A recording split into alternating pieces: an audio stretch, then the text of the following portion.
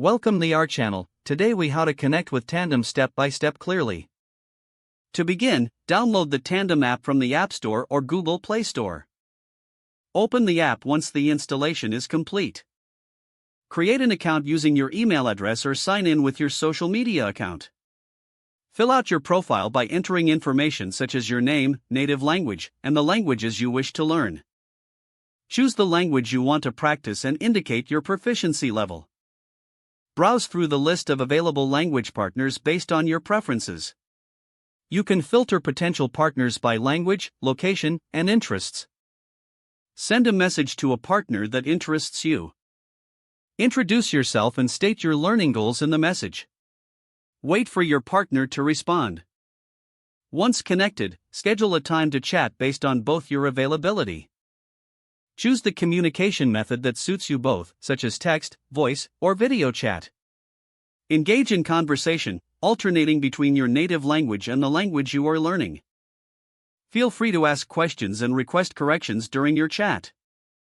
Utilize the app's features, such as translating messages or practicing specific phrases.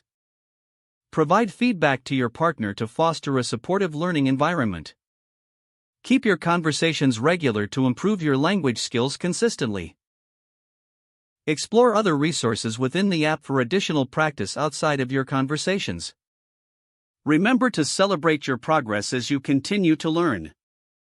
If the page does not load, refresh the browser or try again in a private or incognito window. Make sure you are using the correct email address, then retype it carefully to avoid small typos. If your password is not accepted, use the reset option and create a new strong password you can remember. Check your spam folder for verification or security emails, then complete any requested confirmation steps. Enable two-factor authentication if available to improve account security and reduce unauthorized access risk. After signing in, review your profile details so your contact information and settings are accurate and current. If you see an error message, note it down and try again after restarting your device and internet connection.